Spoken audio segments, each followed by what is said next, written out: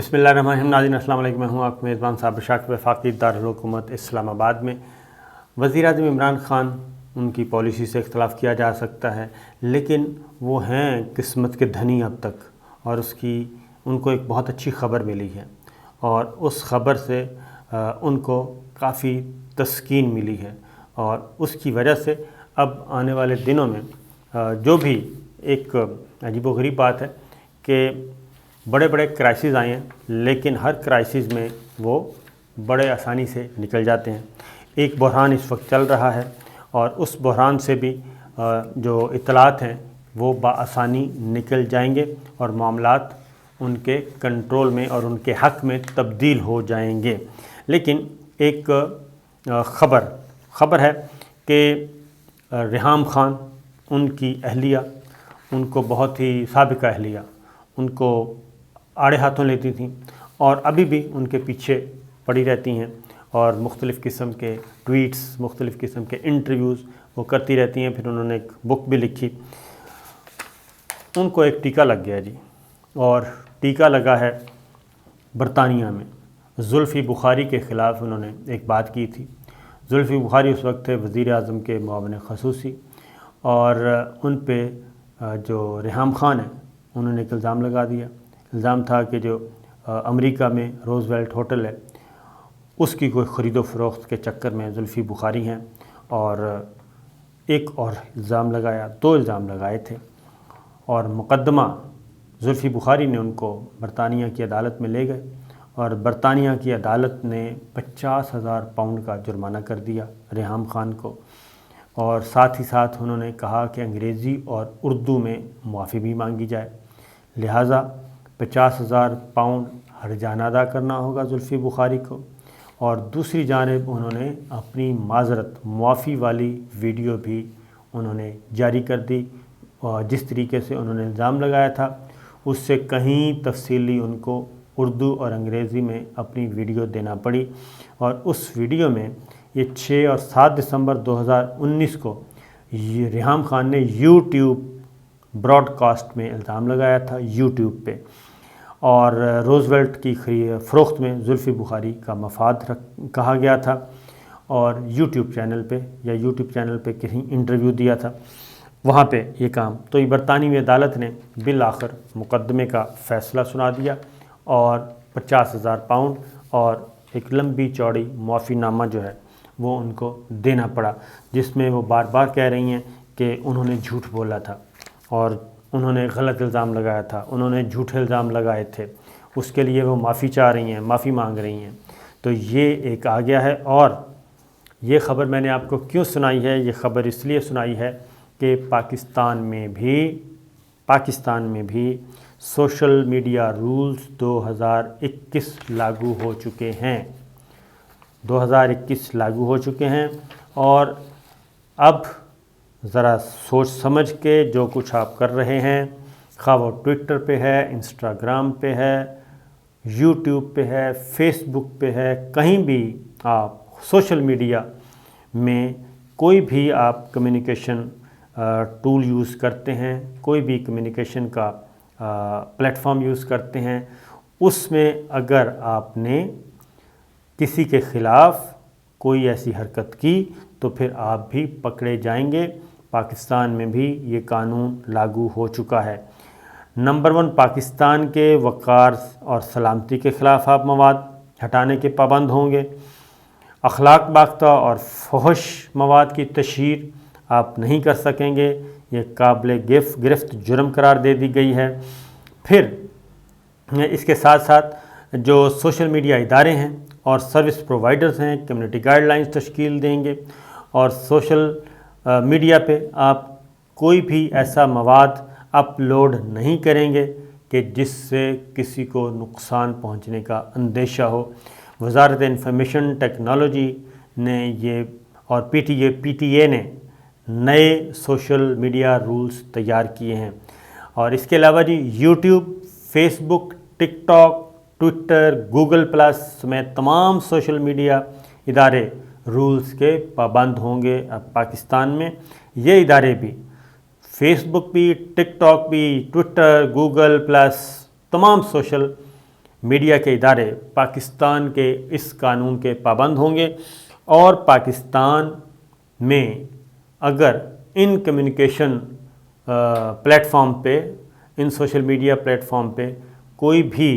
ان قوانین کے خلاف کوئی چیز ہوگی جو کہ میں نے بتایا، تو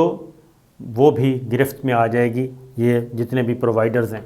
اور اس کے علاوہ نوٹیفیکیشن کے اجرا کے بعد جس سوشل میڈیا اداروں پر جلد از جلد پاکستان میں اب دفاتر قائم کرنا ہوں گے، ان سب کو، فیس بک کو، یوٹیوب کو، ٹک ٹاک، ٹویٹر، گوگل پلس اور دیگر جتنے بھی ہیں یا جتنے بنیں گے،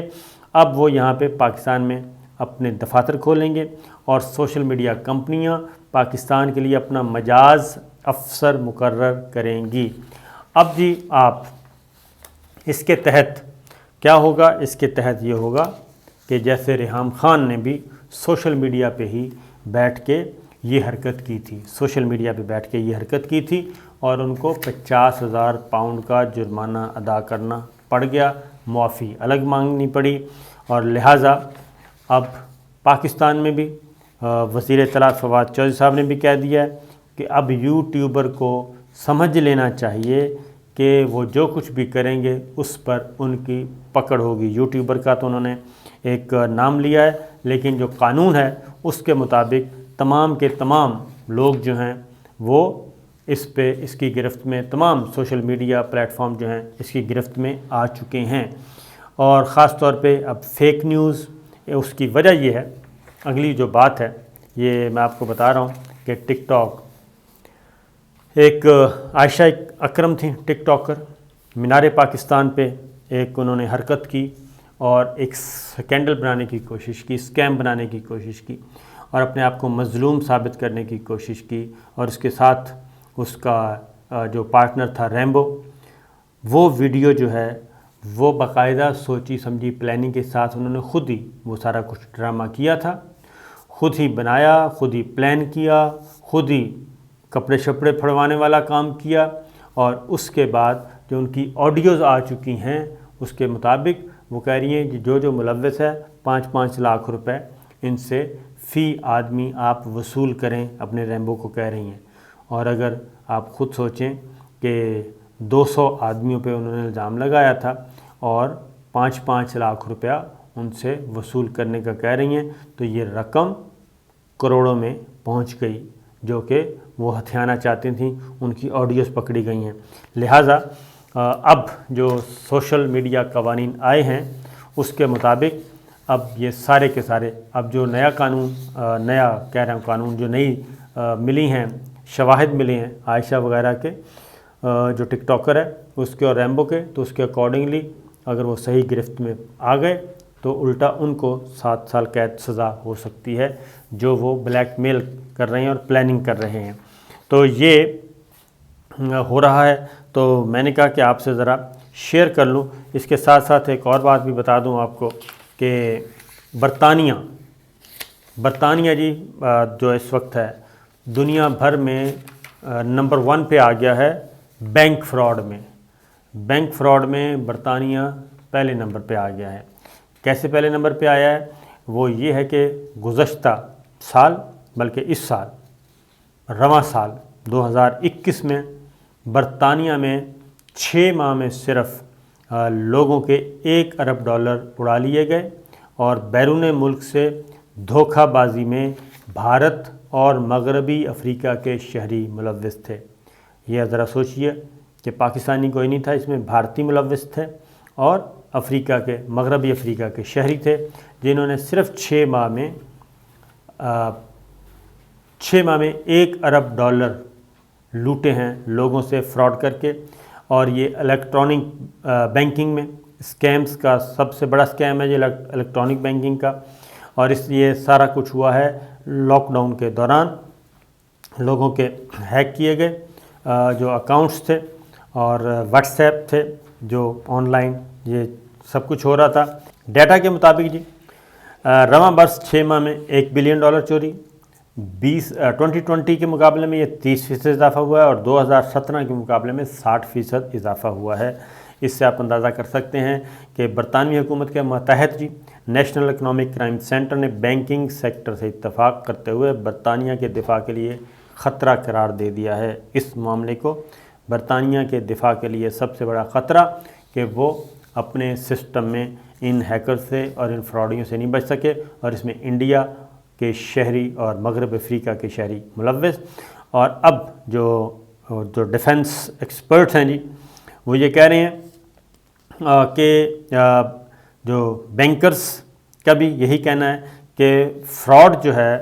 وہ بیرون ملک سے کیے گئے ہیں، جن میں بھارت اور ویسٹ افریقہ شامل ہے، اور ان جرائم سے نمٹنے کے لیے برطانوی حکام نے گوگل، فیس بک، امیزون اور دیگر جو کمپنیز ہیں ان سے رابطہ کیا ہے، اور خاص طور پہ ای کامرس کی کمپنیوں سے مطالبہ کیا ہے کہ اس نوعیت کی فراڈ کی روک تھام کے لیے کیا جائے۔ یعنی برطانیہ بے بس ہو چکا ہے، برطانوی حکومت بے بس ہو گئی، برطانوی ادارے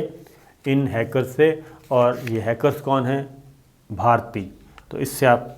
خود اندازہ کر لیں کہ یہ کیا ہو رہا ہے۔ اب ایک اور اچھی خبر بھی آپ کو دے دیں، یہ تو ایک متنبع کرنے والی خبریں تھیں، لیکن اچھی خبر یہ ہے کہ وزیر اعظم عمران خان نے منافع خوروں کے خلاف ایک بڑے آپریشن کا حکم دیا ہے۔ اس میں کامیاب ہوتے ہیں یا نہیں یہ تو وقت بتائے گا، لیکن انہوں نے یہ ضرور ڈسٹرکٹ انتظامیہ کو، پنجاب گورنمنٹ کو اور KP کے گورنمنٹ کو، دونوں کو، وزرائے اعلیٰ کو حکم دیا ہے کہ ناجائز منافع خوری ختم کی جائے اور دشمنوں سے، عوامی دشمنوں سے نمٹنے کے لیے اقدامات کیے جائیں۔ اور خاص طور پہ پھر شوگر ملز کے خلاف انہوں نے اب ہر شوگر مل پہ انہوں نے کہا کہ ہم نے کیمرے شیمرے لگا دیے ہیں، اور بہت جلد شوگر ملز مالکان کے خلاف ایک بار پھر کریک ڈاؤن کیا جائے گا، اور چینی جو ہے وہ سستے داموں ملے گی۔ لیکن اب معاملہ چینی سے کہیں آگے ذخیرہ اندوزی کی طرف چلا گیا ہے، اور اب ہر چیز کی ذخیرہ اندوزی ہو رہی ہے، اور اگر اس چیز کو وزیر اعظم عمران خان صاحب نے نہ روکا تو مجھے نہیں لگتا کہ آنے والے دن پاکستان تحریک انصاف کی حکومت کے لیے کوئی اچھے ثابت ہوں گے۔ ایک اور اچھی خبر ہے اور وہ خبر ہے سعودی عرب براہ راست پروازوں کے لیے کھول دیا گیا ہے، اور سعودی گورنمنٹ نے اب اندرون مملکت پروازوں کی ٹکٹوں میں بھی کمی کر دی ہے، جبکہ بیرون ملک سے پروازوں کے لیے سعودی عرب کو کھولا جا رہا ہے، اور اس کا اطلاق آئندہ چند دنوں میں ہو جائے گا۔ اور اس کے ساتھ ساتھ دوسری جو اہم خبر ہے وہ ہے مسجد الحرام کو نمازیوں کے لیے کھولنے کا فیصلہ بھی کر لیا گیا ہے۔ اب جتنے بھی ویکسینیٹڈ لوگ ہیں، ویکسین کی دونوں خوراکیں لگوا چکے ہیں، اب حرمین شریفین میں داخل ہو سکیں گے، مدینہ منورہ میں بھی، مسجد نبوی میں بھی، اور بیت اللہ یعنی کہ مکہ مکرمہ میں بھی، اللہ کے گھر میں بھی، دونوں طرف جا سکیں گے، اور نمازی بھی بے دھڑک جا سکیں گے۔ نئے قواعد و ضوابط کا اطلاق کل یعنی کہ اتوار سے ہوگا، اور سعودی وزارت حج اور عمرہ کے مطابق عمرے، مسجد الحرام میں نماز، مسجد نبوی کی زیارت کے لیے کورونا ویکسین کی 2 خوراکیں لگوانے والے یا جن افراد کا توکل نامے ویکسین سے استثناء کا سٹیٹس ہے ان کو اجازت نامے جاری کیے جائیں گے۔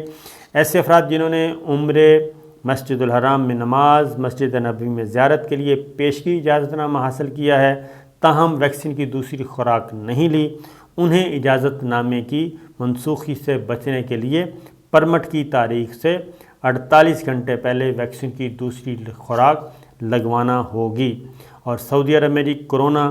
کی وبا کی صورتحال کے پیش نظر جو احتیاطی اقدامات کیے جاتے ہیں یہ انہی سے ہی مشروط بھی ہوں گے، لیکن جو سب سے اچھی خبر ہے وہ یہ ہے کہ اب عام نمازی جو